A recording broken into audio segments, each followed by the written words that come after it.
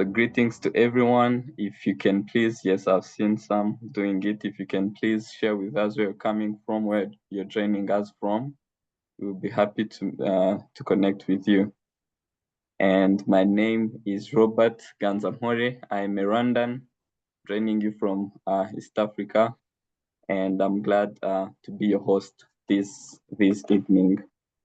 So, like I said, we're going to have on panel, we're going to have Chris Murray, who is our CEO. He's the CEO of Leadership for Conservation in Africa. And we're also going to have CL Vaughan, who is going to say she'll be doing her last dance as an East African coordinator of Share Screen Africa. So we're very happy to have you, and can't wait to listen to the wisdom you're going to share with us. So the topic of tonight, like I said, let me share the screen. The title of this series is Applied Leadership in Conservation, and this is going to be a second edition. And we're going to have Chris Murray and CL Vaughan who will be talking on the topic, Your Voice Matters, Finding and Owning Your Contribution. So without further ado, I'd love to welcome CL to provide us with her presentation. Later on, we'll welcome Chris to provide a wisdom as our expert. And after, we'll get to have an opportunity for the audience to share, to ask and share their insights. Thank you. Great. Thank you so much for that introduction, Robert. Good evening, everyone. My name is CL Vaughan, and it is my absolute pleasure and an honor to have been asked to present to you this evening. I am currently still working with Share Screen Africa, obviously part of the Leadership for Conservation in Africa organization. And when my colleagues Robert and Seletu asked me to give this talk, my first thought was, me, are you sure? But that's actually the ironic thing, because I was invited to speak about how your voice matters, and my first reaction was to doubt my own voice. So first, I just want to give you a little bit of a background as to who I am and where I started. So I grew up in Kenya on the shores of the beautiful Lake Naivasha, surrounded by wildlife and open spaces. And that early connection was something that allowed me to spark a fascination with nature, with the wild, with animals, especially dung beetles, and eventually with conservation. Like a lot of people, I followed an academic path. I went to boarding school, and then I later attended university in England, where I studied conservation biology for both my undergraduate and my master's degrees. And to me, that all sounded very clear-cut. Go to school, get a degree, come back home and save the world. But that's not exactly how it goes. So the truth is that when I graduated, I didn't really know where to begin or how to start, where to go. I knew that I wanted to come back to Kenya. I knew that I had a deep passion for conservation, but I didn't really have a roadmap. And to be honest, my degrees, while incredibly valuable, didn't quite prepare me for the real world of conservation work in Africa. And I don't say this as a discouragement at all. You know, along with a really incredible base, I was able to learn something from that experience. And it was that no single degree or experience will give you all of the answers. You have to learn by doing, by failing, by adapting, and just by showing up. So my journey started with something as simple as a conversation. By chance, I bumped into Holly Magog, who was working, well, she still is working in conservation, but at the time she was working with Share Screen Africa. And I had a conversation with her about how I just finished my studies, how I was passionate about conservation. I was curious, and I offered to help her in any way that I could, because I just wanted to learn and to make myself useful. And that simple yes led to me being able to be part of the launch of Share Screen Africa in Kenya. which then led to me luckily being invited to attend the Leadership for Conservation in Africa Council meeting in Botswana, which was incredible, and later on joining the organization. In between that, I actually took a job in logistics, organizing safaris, which wasn't quite conservation, but still acted as an important stepping stone for me. And the biggest lesson that I learned from all of that is you need to be flexible and you need to stay curious and say yes to the weird and the wonderful opportunities, even if they might not look like your dream opportunity at first, because you never know where they might lead. So, finding your voice. And I want to stress this, that your voice absolutely does matter hugely.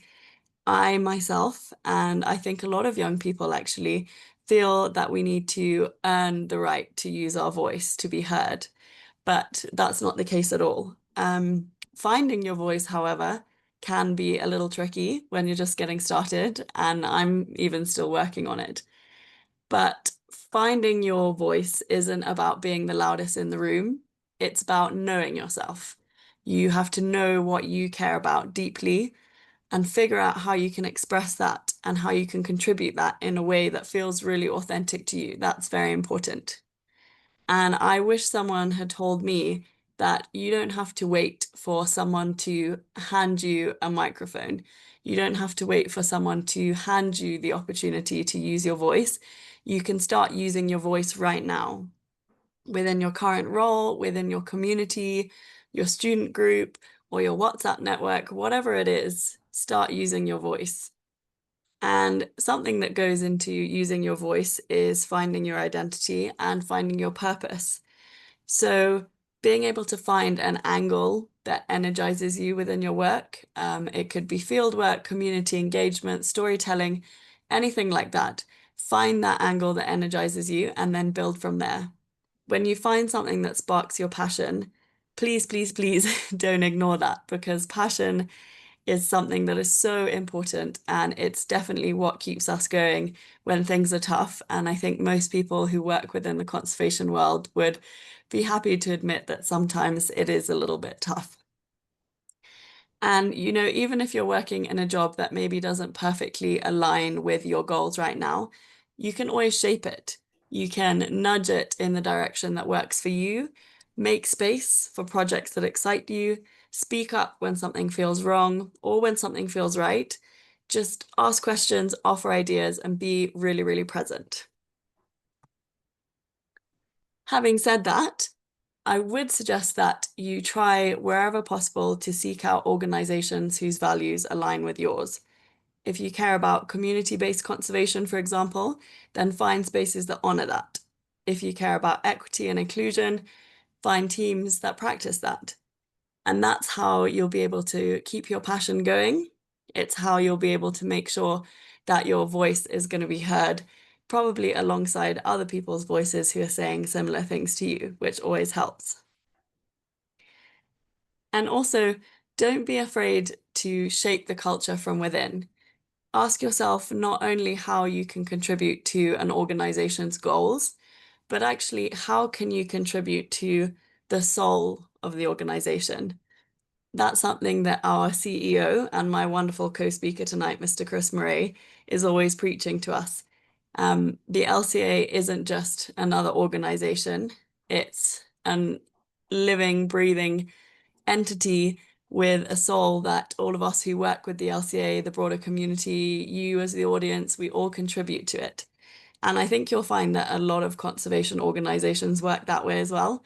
It just seems to be in the nature of who we are as conservationists and the work that we do. I am very proud to have been part of the Youth Advisory Council, which is a small group of young Africans who not necessarily working directly within conservation, although some of us are, but have an interest or a passion for it. And they have been working to ensure that their voices are not only heard, but also represented. So the Youth Advisory Council actually holds one seat on the LCA board, which is an incredible opportunity, and it allows us to ensure that the strategies, the decisions, the directions that the LCA is going in, appreciate and take into account rejuvenated ideas and new, fresh ideas from young Africans in conservation.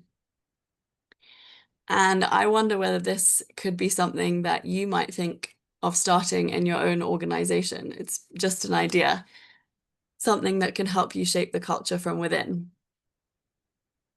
And this is also where your leadership journey can begin, shaping the culture from within, working towards your purpose and your identity, and always staying true to yourself and your passion. That goes a long way in finding out who you are as a leader. So I would like to take you back to graduation again. And for me, that moment coincided with the global COVID-19 pandemic, which was a massive time of global chaos and confusion for everyone, but especially so for a lot of our younger generation and demographics who were already moving through such big changes in life, like going from your studies into the big wide world of work. But looking back, I think it actually showed us how adaptable our generation is because we had to find new ways to work, new ways to connect, new ways to learn. And we became resilient in ways that we don't often give ourselves credit for. And that adaptability is a superpower. It's something that the conservation world definitely needs right now. There's climate change, biodiversity loss, political shifts, funding gaps. Our work is full of uncertainty every day. But young people like you guys who are coming in with new energy, with fresh thinking, and that ability to navigate change, that is really, really important. And that makes for good leaders as well. So to end off, I would like to come back to the question that held me back in the beginning, which is, why me? Why should I be the one to speak? And yeah, it's good to ask yourself that question, but it's not a sign of weakness, actually. It's an opportunity because, if I can ask myself that question and then find something meaningful to say, then so can you. And I really want to emphasize that your story matters, your values matter, and your voice matters. Not when you're older, not when you've been rewarded with a title, right now. So I really want to encourage everyone to be flexible, be curious, and say yes to things, and then use your voice however you can to make conservation better, fairer, and more powerful for everyone. So thank you so much for listening. It really has been an honor to have been given this opportunity to present, and I hope that some of what I said and my experience has resonated or inspired some of you. And I will be here and available for questions after we've had the panel discussion with Mr. Murray. Thank you very much. Thank you so much, CL. That was an inspiring presentation. What I learned the most is the fact that we are mostly taught to learn how to say no, but then you came in with a different perspective of finding the best options for them to say yes. So it was really insightful. You also talked about when you started, you said no single degree or experience will give you all the answers. You will only learn by doing, failing, and adapting. So it was really insightful. I'd like to ask Chris to come in, and if he has anything to add on what CEO has talked about or want to cement anything, to please go on and give us what he has in mind. Thank you, Robert. Just want to check that the sound is loud and clear. Yes. All good. Yeah. Wow, CL. Firstly, everybody's in here tonight. I think you should speak to all your friends and tell them to come and listen to this again. I just want to highlight a few words.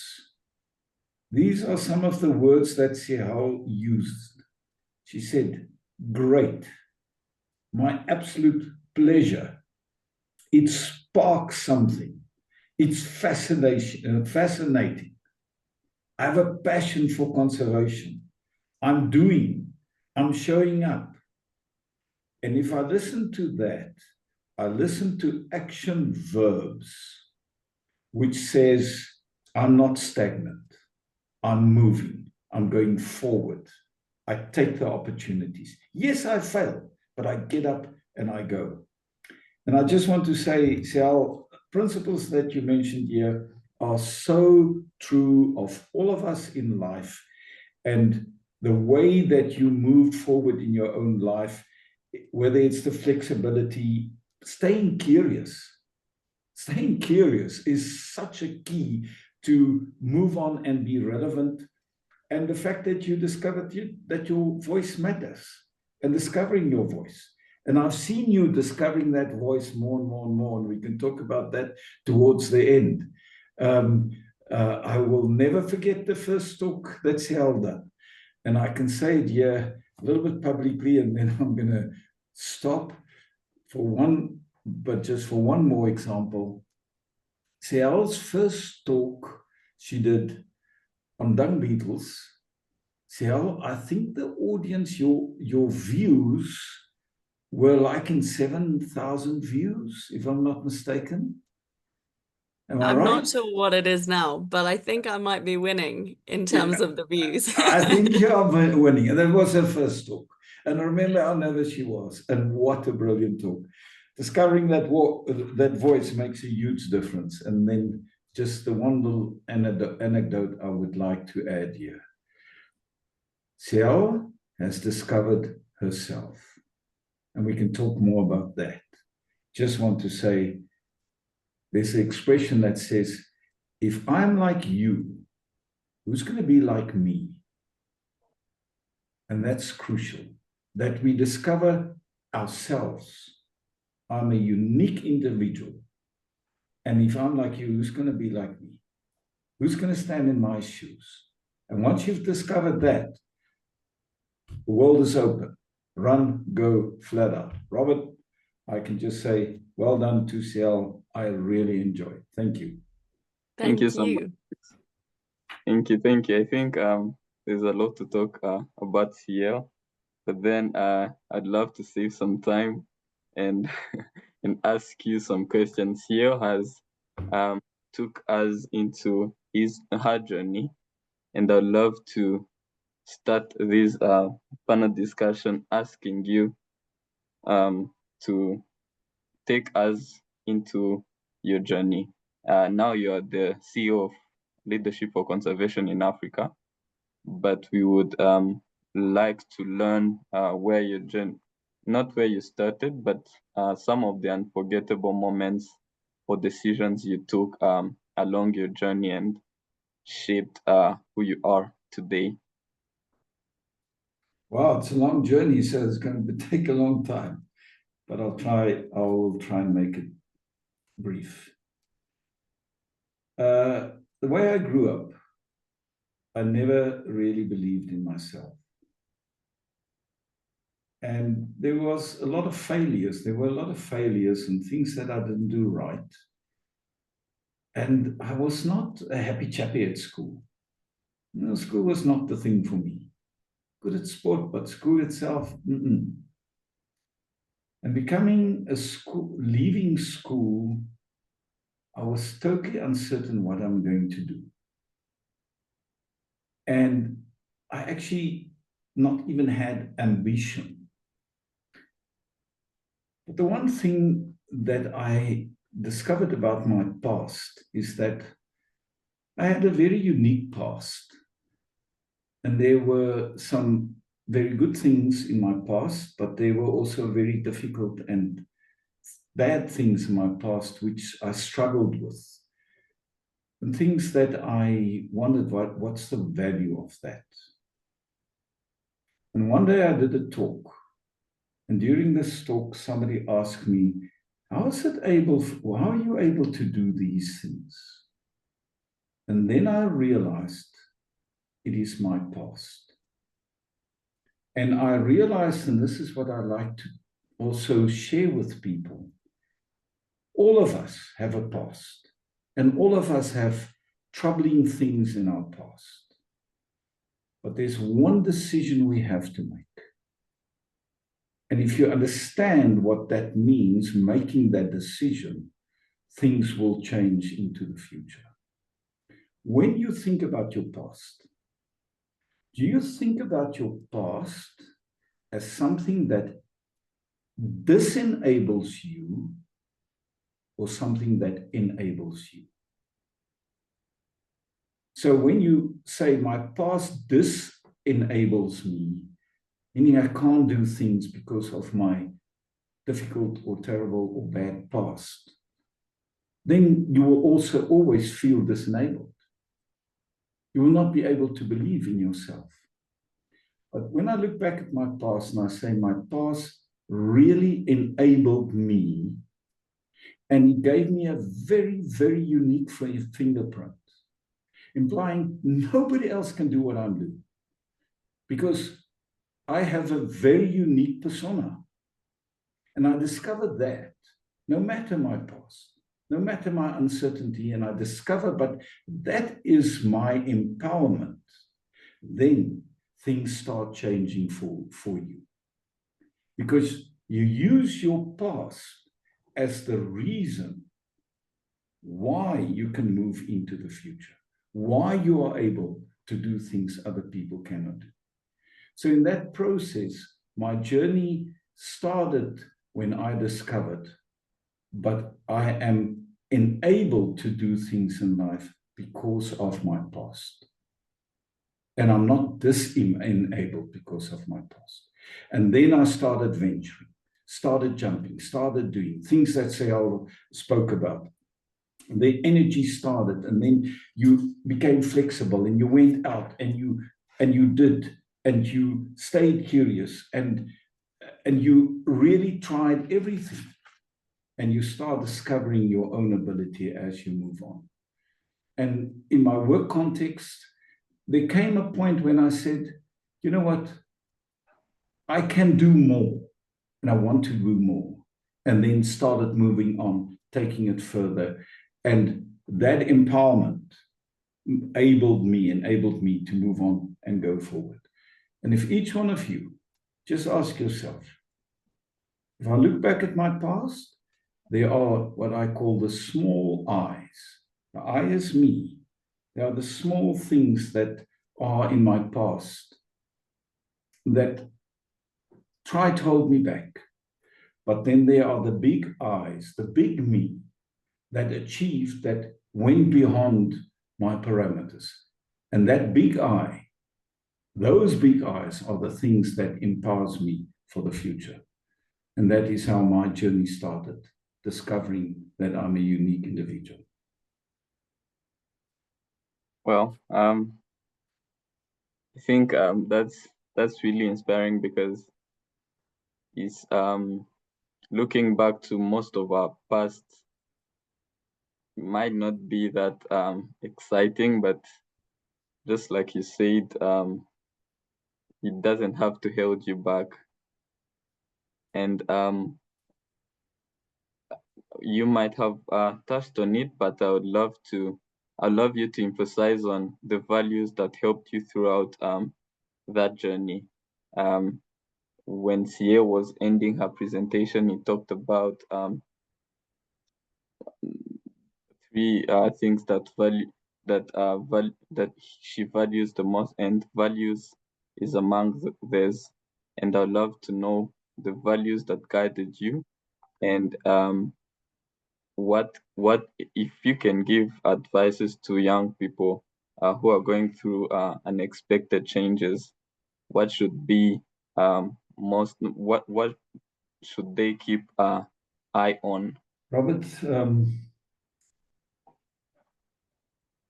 we should remember that each of us are totally unique.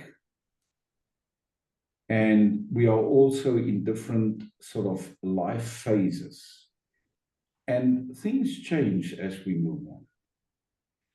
But the values are those anchors, the foundations that keep us intact. And the first value for me, and and it sounds very egocentric, my first value is my own individuality. I remind myself I'm an individual. And as an individual, I respond and act as an individual. But as an individual, I must also respond and react in respect to the others who are also individuals and who also have their rights and responsibilities and their opinion. Then with that value for me, taking it forward, is the value of knowing that my story can change the future. And that if I am not trying to change the future, what contribution am I making? So trying to make a difference and be valuable towards others, that is the value for me. Value does not lie just in myself. It lies into what extent I can give value to others. And then I also say, all of us have, most of us, well, all of us have some form of belief, a system of faith. And as far as that is concerned, I again say, let's just be humble and knowing that there are much greater and bigger powers out there. And the respect to that, knowing that we are part of an incredible, huge galaxy and galaxies upon galaxies, must make us humble enough to say we are only instruments of a bigger system, and we live that. So that, in short, is sort of how I look at my value system and going forward in a way where I say, how can I be of value to others instead of seeking value within myself?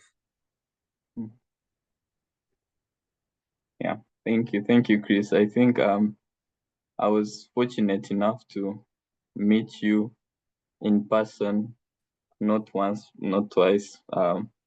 And if anyone could see us having a conversation, he could not think that you are the CEO that I'm having a conversation with. And when you talked about being humble and having simplicity, I reflected back to all these times, and it's really inspiring. And bringing it back to the topic you're talking about, it makes it easy for me to find and own my contribution and not be afraid of voicing my thoughts. And speaking of teams, I would like to ask you about transitioning and change. For those who don't know, this series was put together as a supplement of leadership series, which are the videos that were put together by different experts in conservation. The link to those videos will be shared. And when Chris was talking about transition and change, he raised some questions in me, and one of them was, if you were sitting down with young people, what would be your if you could give them one or two takeaways, what would be these takeaways on leading a change in teams? If I am a young person and I am leading a change in a certain team, what should I pay attention on?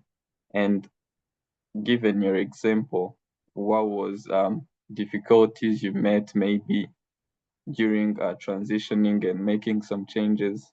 I'd love you to talk more about transition and change, because most of young people here are maybe transitioning from college to workplace or from high school to college. So I'd love to hear your insights.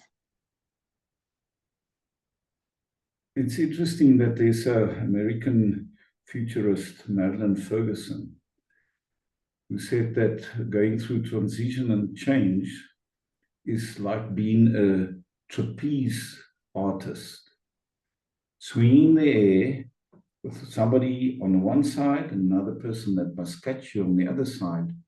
The one person has let go of you, but you are still in the air and you're not close to the hands on the other side yet that needs to catch you. So in the process of change and transition, we very often feel insecure in ourselves because we feel like we are in mid-air or somewhere in a vacuum and we don't know yet what is going to happen, and we are anxious about what the outcome might be, and that at the end, the person on the other side, symbolically being a trapeze artist, might not catch me. So there's a lot of uncertainty and doubt in the process of change and transition. And I just want to say that that is absolutely normal. It's normal that we doubt ourselves. All of us doubt ourselves from time to time. The other thing I want to say is that we live in a time that change is the norm, and that things are going through so many changing processes so fast that we actually cannot keep up. I've done studies on this, and I found that the people that cope best in the times of change are those who accept change as the norm and do not resist the fact that change is the norm. Because when I resist the fact that change is the norm, then I'm not prepared to be flexible, as here also said, to go with what is coming my way and grab other and new opportunities. In my studies working on people who go through change, I identified the difference between what we call copers and non-copers. And this is a whole study that I've done. And just for interest's sake, I want to share with you what made those cope. Despite their uncertainty, despite their doubt, they eventually coped. Why did they cope? Firstly, these people really used their minds and they looked at the situation and they said they view the new situation as opportunity and challenge. Very important. The copers are the ones that say, I am in doubt, but I'm going to use the new situation. And specifically as an opportunity for me, and they view it as a challenge. Non-copers prefer to look to the future and they prefer to view it as a threat. And they just see problems in everything. And when that is the approach, then you will always feel uncertain in a time of transition. At emotional level, the copers maintained self-control. They said, well, let's just step back for a minute, see what is happening, don't go into some other fear or anxiety, and then say to yourself, okay, now that I understand, I will start moving with it. Where the non-copers constantly projected confusion and insecurity because they did not want to stand back and just evaluate the situation. So copers evaluate, they look at it, and then they say, I get an understanding of what's happening here, and then they move forward. And then on the third level, these people showed the willingness and the drive and the desire to move forward, to deal with the realities.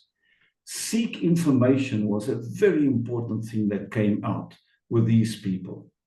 And they also seek social support, where on the other side, the non-copers went into emotional rage. They were full of dispute. And they started using and abusing substance such as alcohol and whatever goes with that. And they kept always a false front, pretense, but it was not genuine. So, in short, when we move forward, the question is, how are you telling the story to yourself looking forward? We are all insecure from time to time. And once we accept this is the norm, and we start focusing our attention and saying, here's opportunity, here's a chance for us, and we move with that and seek that opportunity chance, we find a way to get through these difficult times. It is the narrative that we tell looking forward. And if there's still some time, I can maybe just at a point fall back on telling the narrative going forward. Thank you, Chris. I think what we could get from this is to learn how to be copers. For most of young people, viewing new situations as opportunities is really hard. But then, like you said, there are opportunities, and for non-copers, they see new situations as threats. And I would like to connect this to a question. I've seen some audience asking questions in chat. If you can please keep putting your questions in chat, and we'll get to them in the Q&A session. We can also ask you to unmute yourself and pose your question audibly. So I would like to ask Chris, you talked about copying with new trends, but then looking at what's trending in globally as of now, for young people, let's take an example of myself. If I am young people and want to make change in conservation, but then there's climate change, there's new tech developments, there's artificial intelligence, there's so much that is changing to an extent that I feel overwhelmed. What would be your what would you say on that? How should I keep my focus intact? What should I not do, or what should I not be afraid of? Yeah. You can imagine if these things trouble you, what about people of my age? Thinking of the tech and the AI and everything happening, and it's climate change, and we are panicking and we're saying, what now? So, yes, I think we all in the time of the day, we all struggle to see how fast things are changing and to keep up with it, and wonder what our role would be in all this. And how should you, as a young person, what could you do to keep on moving forward? I just briefly want to share with you that in psychology, they've got a therapy called narrative therapy.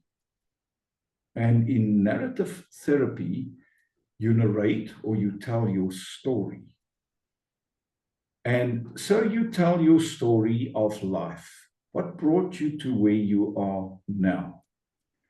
And then in narrative therapy, the question is asked, so what is the story going to look like in the next chapter? Narrate or tell your own story looking 10 years from now. Then we say, but I can't tell my story. How would I know what's going to happen in 10 years from now? The point is, if we do not start making up and understanding what our own story will have to be in the future, what guidelines are you going to follow? Then you just become a product of your circumstances. So what I've learned through this in various ways is that each one of us should always try to have like a 3 or a 5-year vision for ourselves, and start listing what you would like to see in your life and what you would like to do, where you would like to be, what your values will be 3 years from now.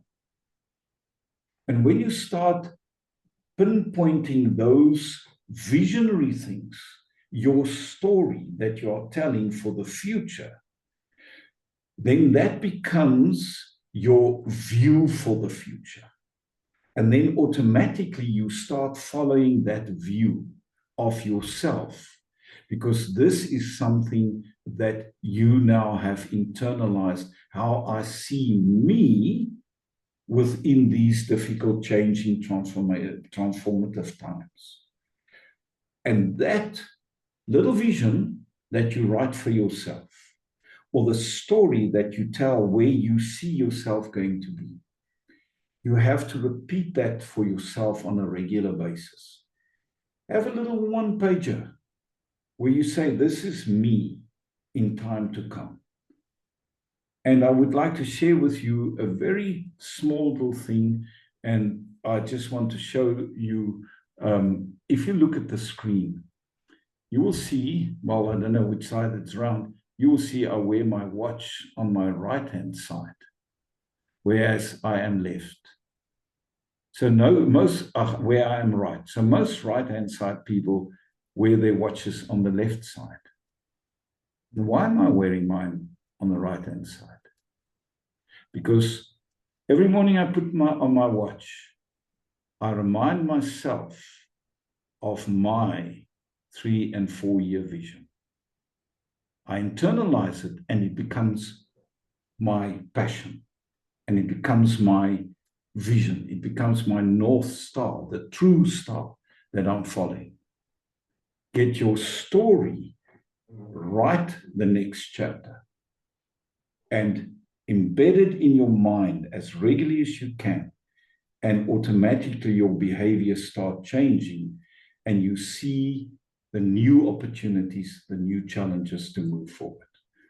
Sorry, long story about a story, but that's my story. Thank you. That's really wise, Chris. I think we all need our North Star, and yeah, having your 5-year plan and repeating it yourself daily, I think you can't have a North Star better than that. And yeah, I'm learning a lot. Also, wearing your watch on your right arm, it's weird to think about, but yeah, that's your choice. Can I just add, Robert? Interesting. We talk a lot about grit. Hey, the big thing is grit. We have to have the guts and the resilience, and we have to have the integrity, and we have to have the tenacity. And when I was in the military, grit was everything. And how I sort of reminded myself of grit is every time I crossed the T when I wrote, that little cross on the T, I made it longer than I would normally make it. And that making it longer every time, making it longer, reminded me, grit, hang in there, go, do. Simple things we can do to focus our attention and energy in the right direction, despite all these changes and transformation we go through. Sorry that I interrupted, Robert, but I just thought of it just now. It's really okay. I think we're learning how to do things your own way, and not just doing things for doing them, but having a reason behind doing these things. Chris, I would like to ask you, if you could be 22 again. A couple minutes ago, you asked me if I am struggling with what changes while I'm in my 20s. How about people who are in their 50s, 60s, 70s? And some of us are only in our 40s, eh? You're in your 30s. Yeah, so if you could be in your 20s again, let's say you are 25 again, what would you do differently? Or if you could do something again, what would you do boldly that you might have done it before, or you didn't have a chance to do it, what would be that thing and why? Robert, I wish I can give you my glasses, but I'm not sure you're going to see through my glasses. What would I do? What would I do differently?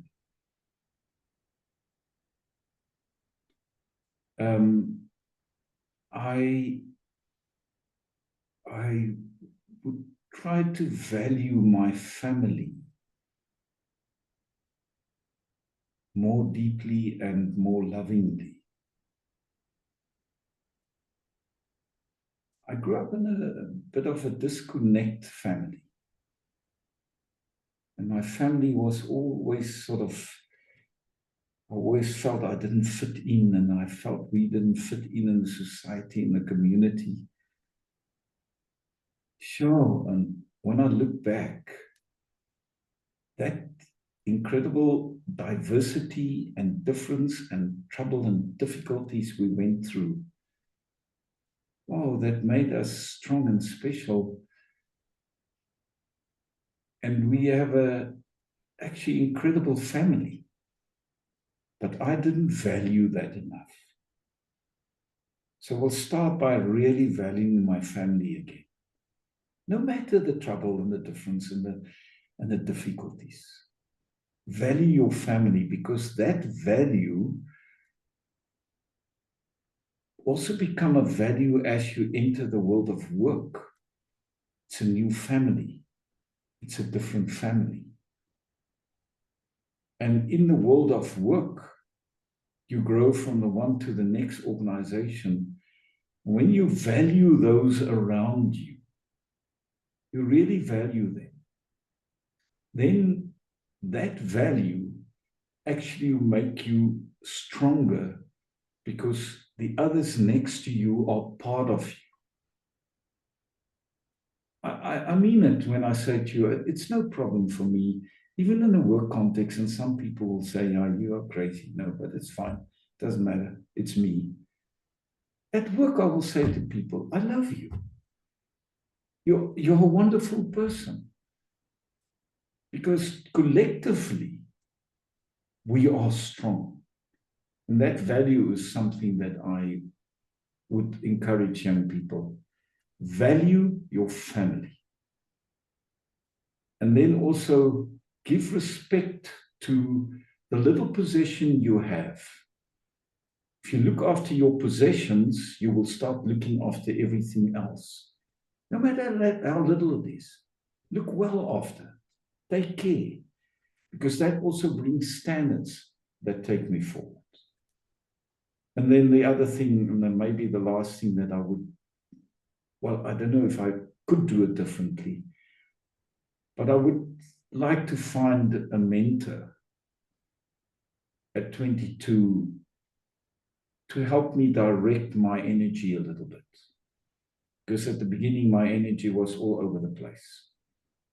And a mentor could be a good friend. It could be an uncle or aunt, maybe a teacher, a professor, somebody that I just ask, help me just to focus my direction, mentor me a little bit on that.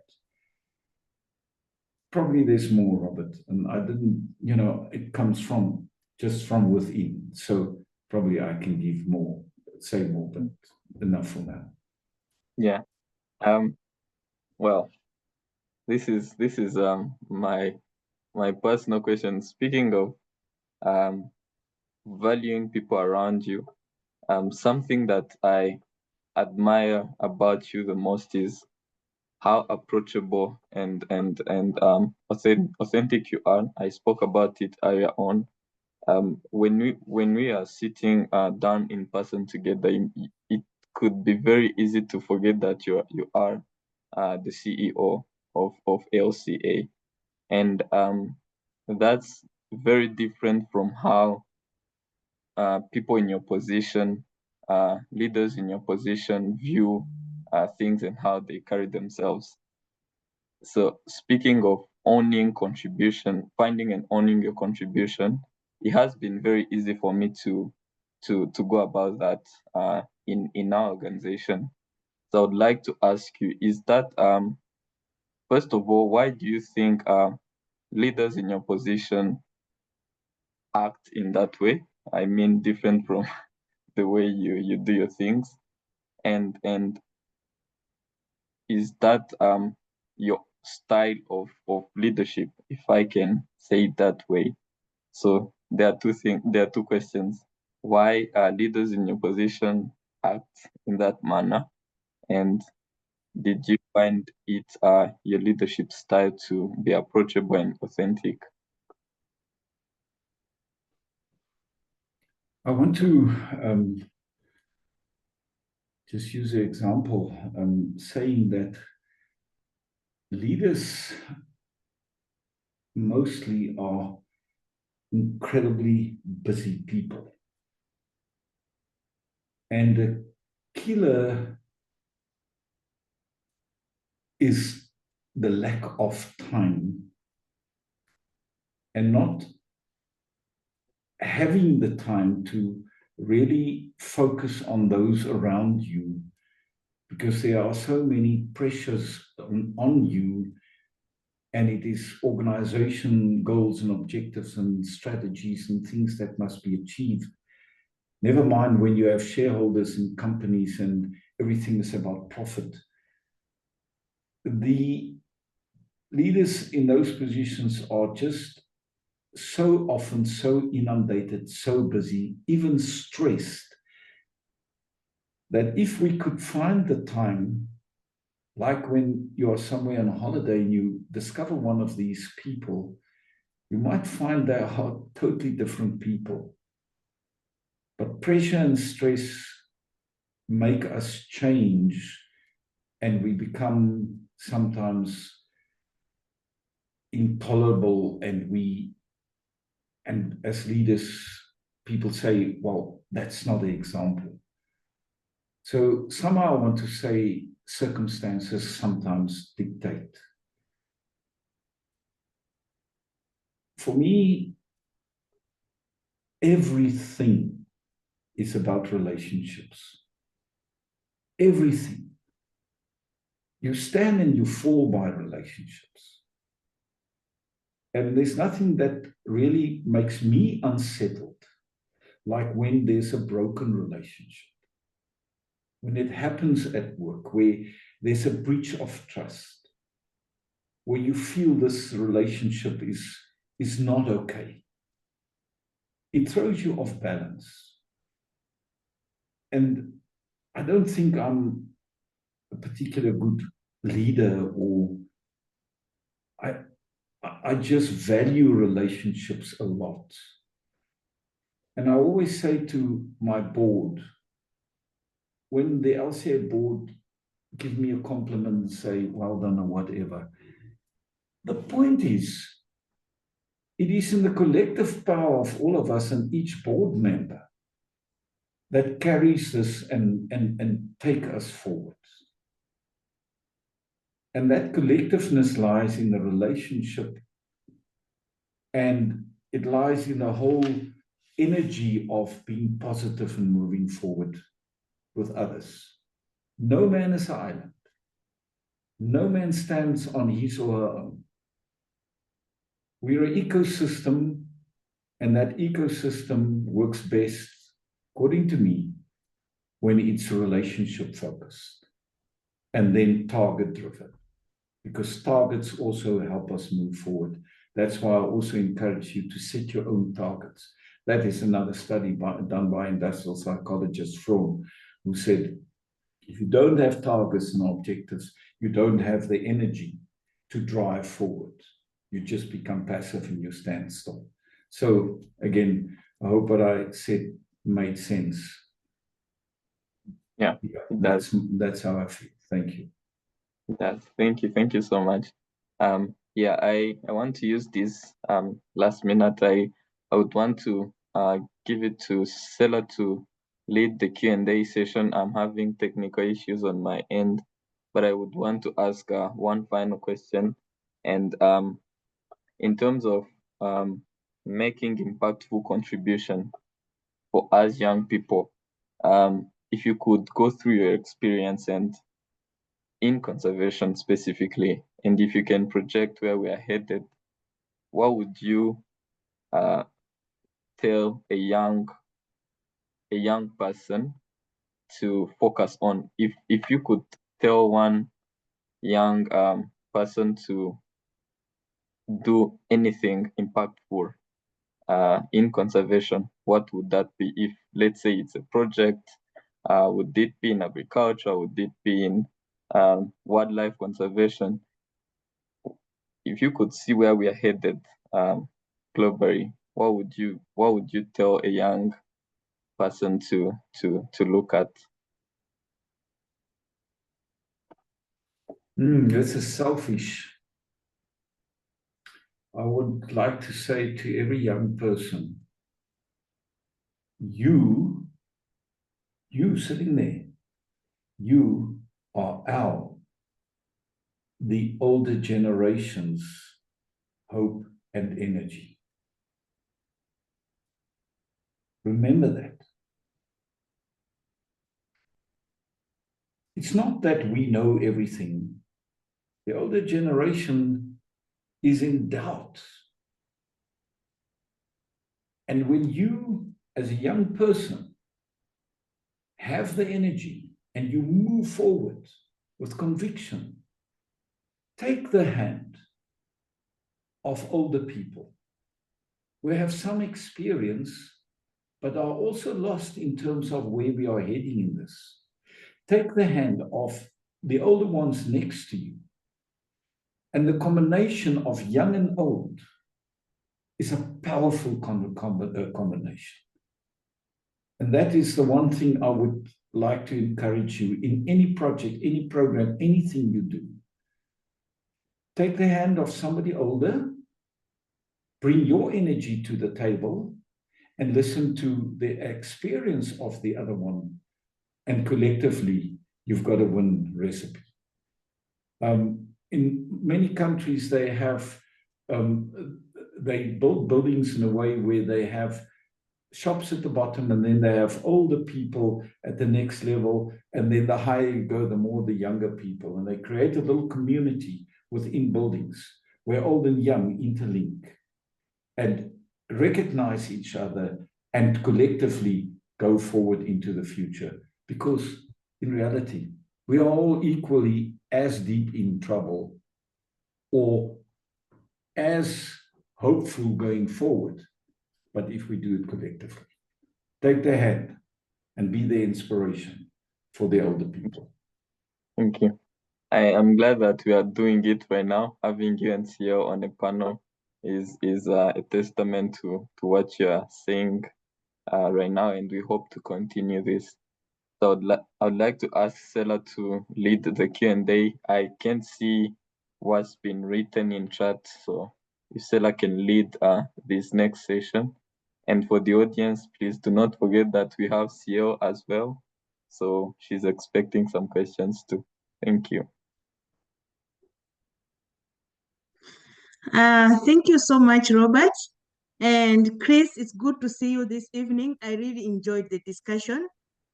And Sierra, thank you so much for the presentation. I really enjoyed and learned something from you.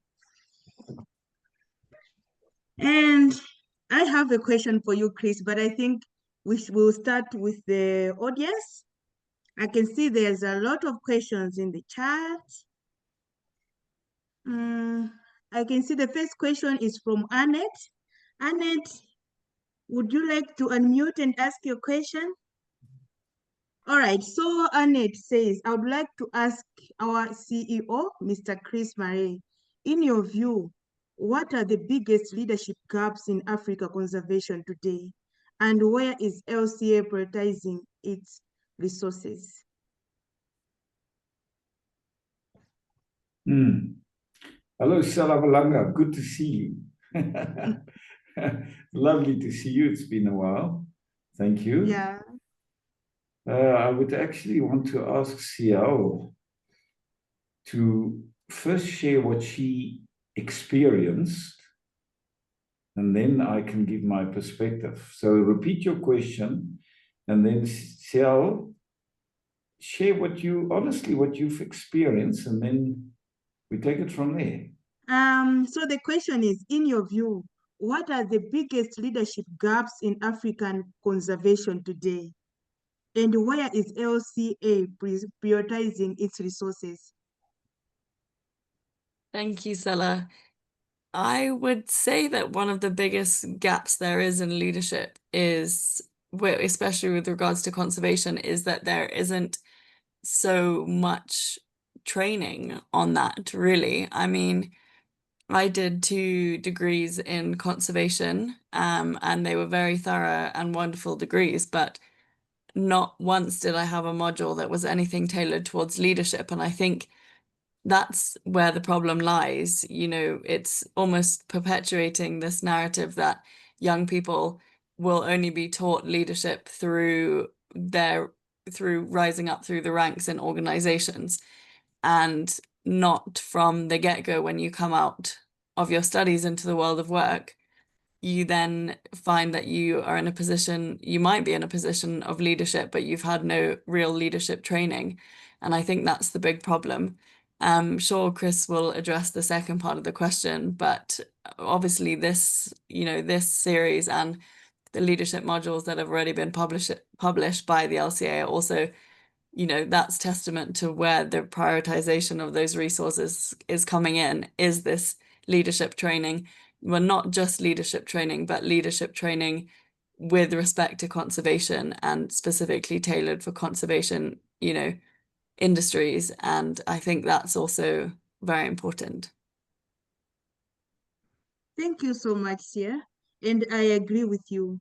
I also felt like I didn't know a lot about leadership, yet I graduated. But then going to Zanzibar, attending that training opened my eyes. And I really enjoyed watching the videos. 3 weeks ago, I spent like 2 days watching the videos and I learned a lot. Yeah. So now to you, Chris. So yes, I want to take it one step further from where Ciel stopped. Totally agree that within the context of training, there are certain very strict disciplines, and you learn all you can learn about a particular subject or a particular topic, but we are not focusing enough on interdisciplinary matters. And the reality is that conservation, the protection of biodiversity, now belongs to everybody because of the crisis that we are in. And the new conservationist is the economist. The new conservationist is the engineer or the mechanic. And we have to spend more time also with our students in the process of learning to really think interdisciplinary and also think globally, because it's a global situation. And I think the training is still very restricted to only that one academic topic or a few academic topics, and it needs to be taken further. And also at the level of leadership in conservation, that interdisciplinary debates have to happen more and more. Actually, not debates, but dialogues. And this is also what the LCA is trying to do now, is to create more dialogue. We're changing our whole council meeting, annual meeting, and we want to have this dialogue on biodiversity protection from all disciplines, where we share knowledge so that people can also be informed. And this is very much where we are focusing. And on the level of the youth, we pull in more and more youth who are not the traditional conservation students, but those who studied other subjects or total other field. Bring them in, because collectively the answer lies in the bigger picture and not just in one single series. Thank you so much, Chris, for that. And it's true that we need everyone to participate in conservation, because if we say conservation is only for conservationists, then we're not doing anything, because those that we are leaving out, they will continue doing things that would destroy our biodiversity. So conservation is for everyone, and everyone has to participate. And I think as LCA, you're really doing a good job. Ah, Yeah. we're starting. There is starting. another question, which, yeah, the good thing is you've started, and the important thing is to start. Exactly. So there is another question which says, how do you see young conservation leaders being best supported through LCA? I think it's this, it sounds the same with that one. Okay, but I'll just read it. How do you see young conservation leaders being supported through the LCA leadership series, especially those translating from academic to applied work? That's that I transition from academic to applied work. Yeah, I could just say that I think the series that we have and that we are bringing about, and that we even tonight is part of those series that we have. I just think that your traditional conservation student who studied biology, zoology, ecology, but not the other management disciplines. What is leadership? How do I do project management? What is conflict management, etc.? I think we are trying to fill that gap to a certain extent, because there is a gap. And this is just our little attempt to get that conversation going and fill that gap, and assist the younger ones entering the world of work with a little bit more theoretical knowledge, which they have to then go and practice in their new vocation. Thank you so much for that, Chris. And I would like to encourage our audience, if you're still here and have a question, please feel free to raise your virtual hand so that you can interact directly. Walter, if you're still here, would you please unmute and ask your question? My question to you was, Share Screen Africa is more than a class. And what can we do so that we bring all people who have been following Share Screen Africa, those who have been learning much about, the LCA objectives in upbringing young conservationists together, like all Africa, where we have now people from, let's say, Nigeria, South Africa, in a common platform with the leadership with the Share Screen Africa leadership. At least we have a platform that we can have a direct text, something like a WhatsApp group. Yeah, and I think through these, or through having such a platform, it will not be as necessary that someone has to attend through the Zoom meeting, because you find at this time, like yesterday, we had a talk, and you find most of the people are now coming back from their jobs. Yeah, so my concern was, how can we do as the CEO? What can we, or how can we have a module that we bring all conservationists or the Share Screen African, having a general platform that brings the young conservationists, the LCA, Share Screen Africa leadership together? Thank you. I should actually ask Johan to respond to this question if he's here.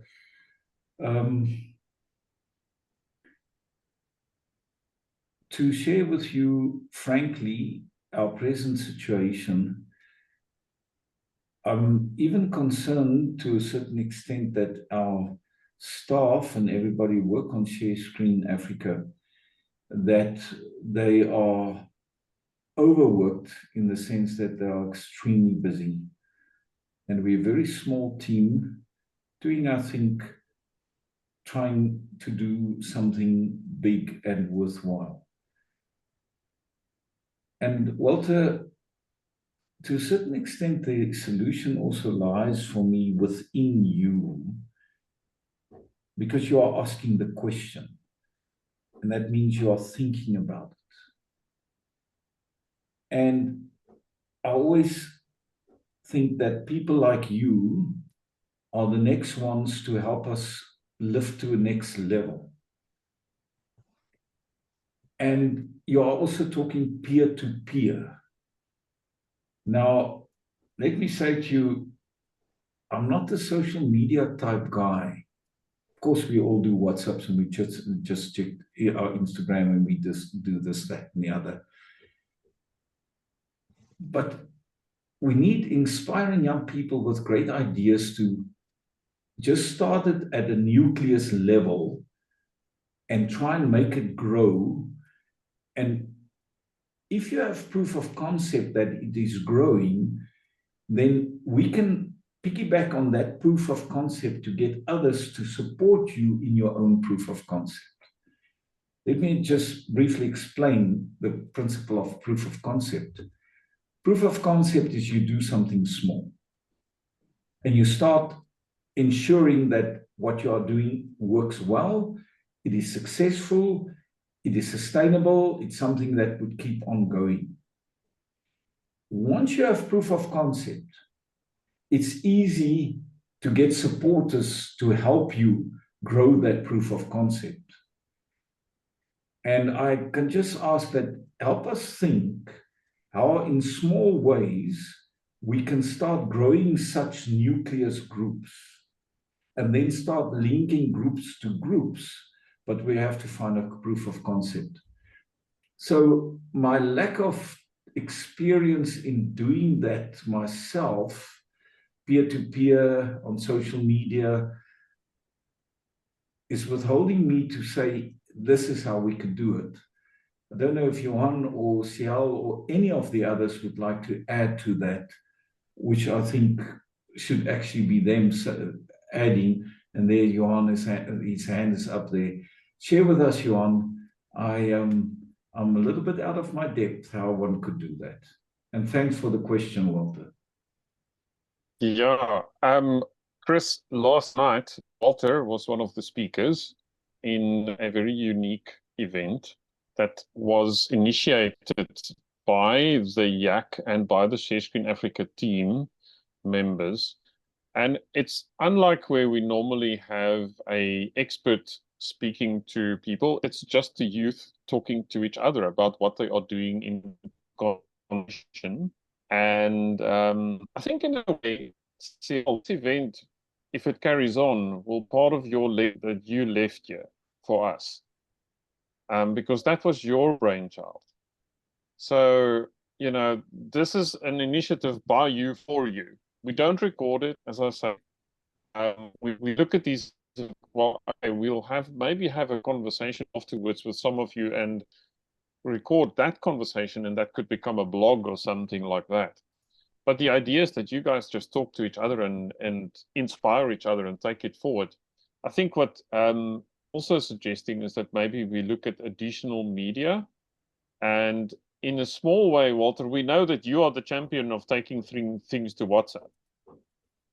So we can, as Chris said, probably learn from you in that regard and partner with you potentially.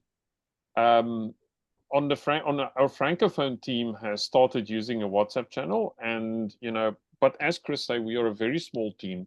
And if you start a WhatsApp channel, Walter, you're probably aware of it. You have to monitor it. You have to check that people are behaving in a sense, because you are responsible for what's being said there. Depending on the country that you're situated, different laws apply. In South Africa, you carry responsibility for a WhatsApp channel, for what's being said in there. And if you allow things like discrimination to carry on, you can be held responsible. So it's the matter of having the resources to monitor these channels that we have to think about carefully. And that, as Chris says, that we establish proof of concept and it is sustainable, that it's not just a flash in the pan. So we're building these things slowly, but the answer could be lying that in the fact that we could partner with others. Walter, so it was fantastic to bring you in last night and for you to share your experiences that came in from the West of Africa.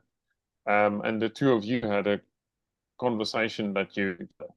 So this was a seed that with the new idea for the youth to talk to each other, and we'll carry on. As I said, tonight was the 4th evening in a row. If we counted, we started Thursday, Friday, Monday, Tuesday, that we've had evening events, and we're still going to have Unlocking Nature this week as well.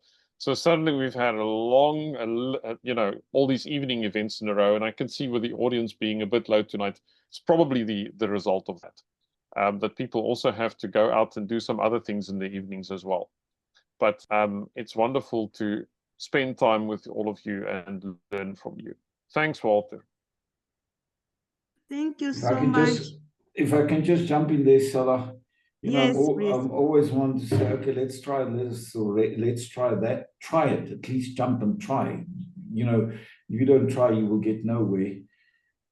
But normally when I say let's try, then I at the end burn my fingers, because then I want to be part of what we're going to do, and then there's no time for it. Walter, I'm not even sure which country you're from, but I just want to say that let's see if at some time, because we've spoken about this, we can have a little virtual workshop where you take us through the workshop and how you, with maybe 1 or 2 or 3 of your friends, share things with us, and we see if we can come up with something. But it's not going to happen in the next 2 months, unfortunately, because I know what the programs look like.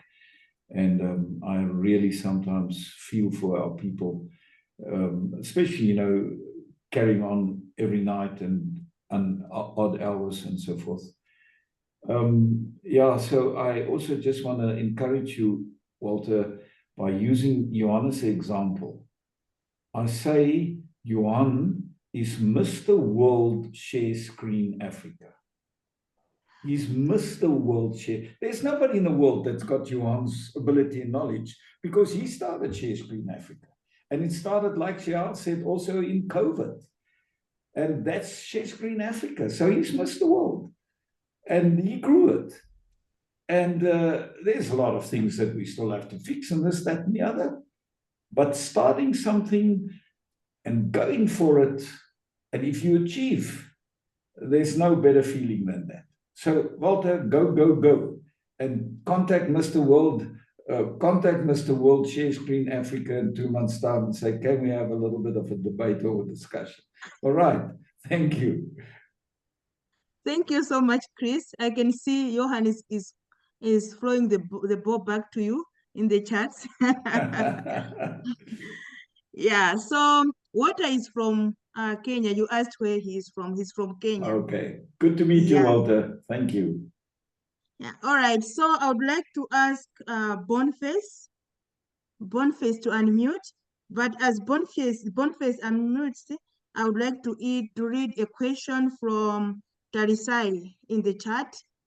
She says, as a female who is passionate about environmental conservation, how best can I apply my academic to work? I live in an area which was once hit by cyclone, and I think conservation is what is really needed to rehabilitate the destroyed areas. And she continues to say that she was studying business management before the cyclone and had to shift to study geography and environmental sustainability. So what's lacking now is how to apply my academic knowledge to practical work. So how exactly can I go about it?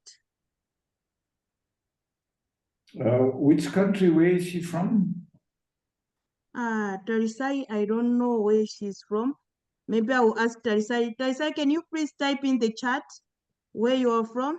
You're welcome to join. She sent me a direct message that she's at a noisy place, but she can hear everything. She says she's from Zimbabwe. So, help me, Robert, help me, please. You have a young female, a woman, and she's now more in the studies of, let's call it just the old school nature conservation. But she's got one thing going for her, which lifts her to a next level, and that is that she previously studied business management.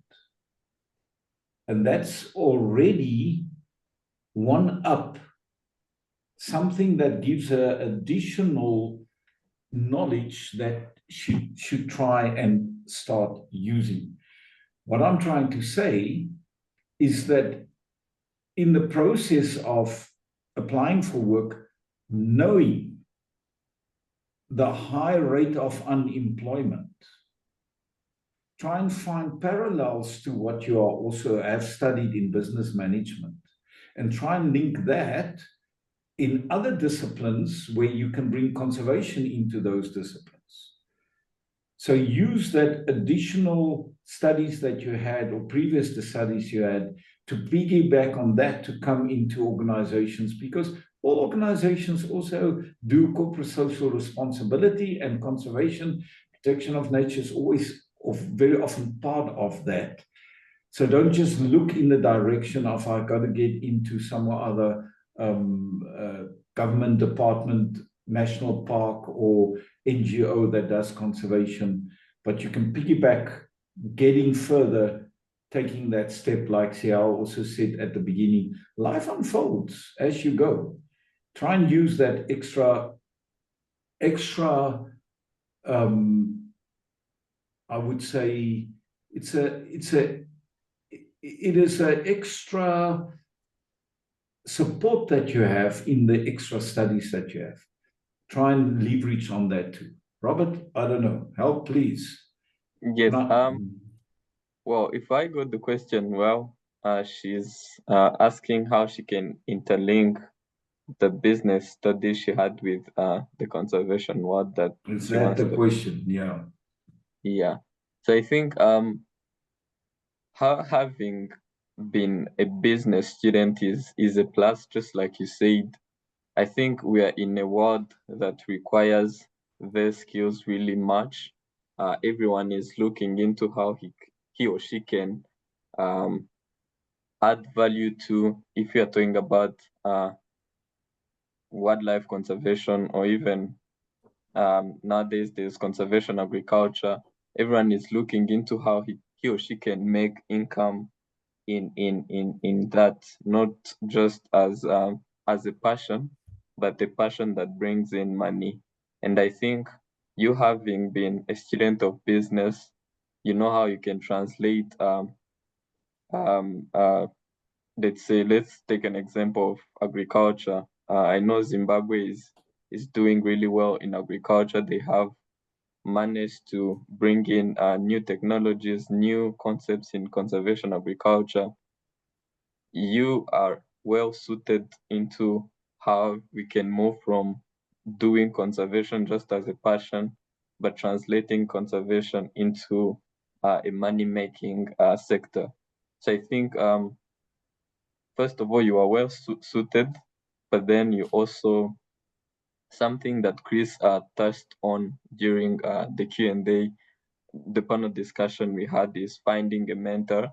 I think it's really necessary for you to find someone who can guide you.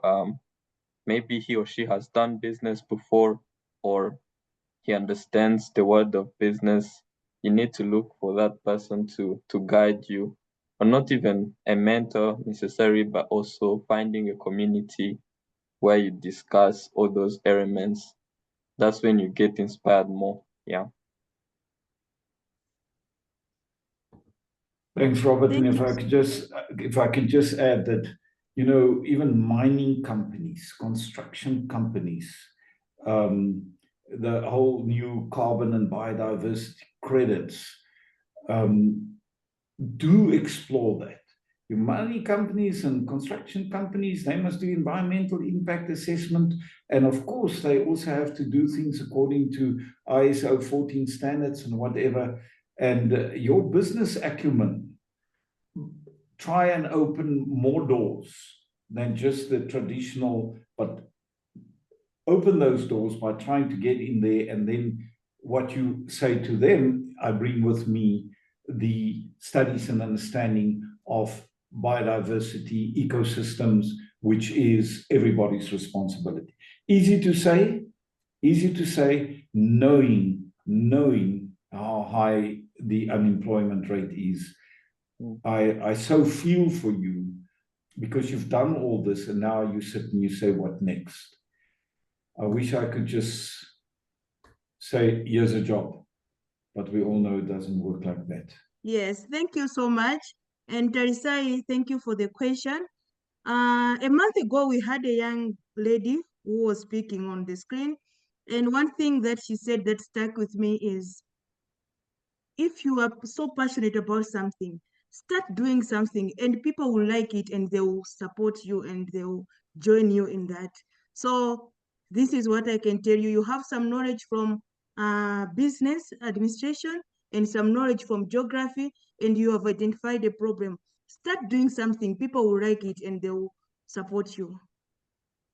Yeah. I can see we have some more questions in the chat from Chisomo Chidaola and Boniface. Boniface, if you're still here, can you please unmute and ask your question? Here in Kenya is now at night. Good evening, everyone. Good evening. Hello, Boniface. Thank you. Thank you so much. This Boniface. I'm happy to join the share screen Africa, and I'm happy about the discussion taking place. I've been taking notes from the CEO's responses. I think we are heading in the right direction towards environmental conservation. The bigger challenge is sustainability.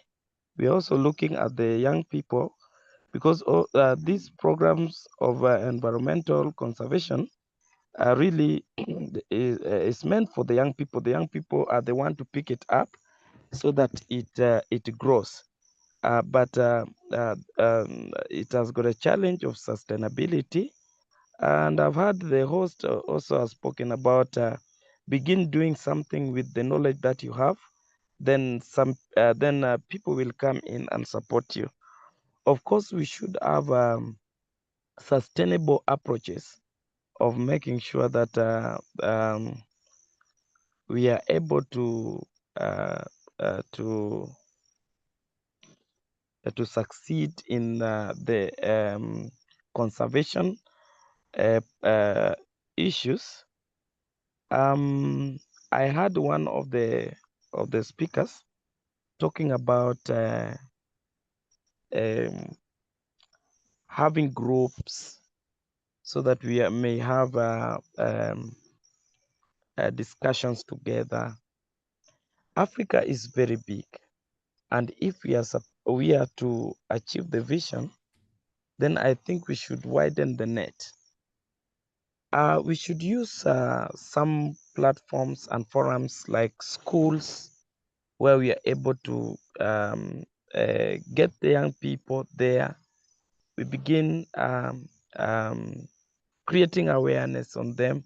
Of course, we have got other organizations that also do the same, but visions might be different. But when we started from the lower level, I felt that when we started from the lower level, using the school going children from the young ages, growing with this vision of conservation, I think over time it might be sustainable. But like when we look at this platform, we are just older people.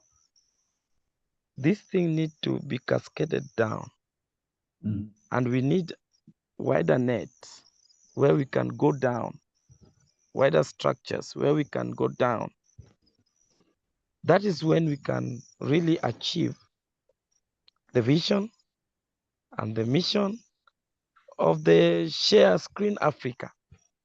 If we are to achieve this goal, we need to reach out. We can use schools. Schools are better platforms where we can use that and also engage in other platforms. So I've seen other organizations creating community groups where people come together common curriculum, the way I've seen here, we have got very good curriculum, very good program, so that now we spread this down. I think that is the question I was asking. Do we have ways? Because this is the first time I am joining, and I'm very happy and attracted by the program. Do we have other ways through which, like I'm in Kenya, through which now we can make a wider net, so that this message comes down to the larger group? That one was my concern. Thank you, CEO and the host. I think that is the question. I'm grateful. Boniface, no, we don't have that net. The interesting thing is that we wanted to, just on a total different level, I just want to mention Boniface. You know, if you go into the internet and you say, what does Generation Z looks like? Or what is the latest generation? I don't know. Then the internet give you some generics about this generation, this new generation, which I say, come on, man. The generation in America and the generation in Europe and even in sub-countries and the generation in Africa, they are not exactly the same. I cannot believe that it is so generic that we can say it's this or that generation. And I have always been wondering how we can get these generations to talk to each other. When I say same generation, same age, but different backgrounds create different understandings and different people. And I'm certain that everybody in Generation Z does not look like what the internet tells you Generation Z look like. And I also think there's a lot to say for these generation, meaning the age groups, to talk to each other in different age, in different countries. So that link, like if you have 8 people from 8 different countries, same generation or age, there can be a lot of interesting knowledge going around that. Or through schools, we did want to go the route of doing similar share screen work at high school level. At the moment, you also spoke about sustainability. We lack the capacity because our one value around share screen is we do it for free. But to do it for free, it means it's free for the listener or the person on the other side, but it's not free for us. So it also linked to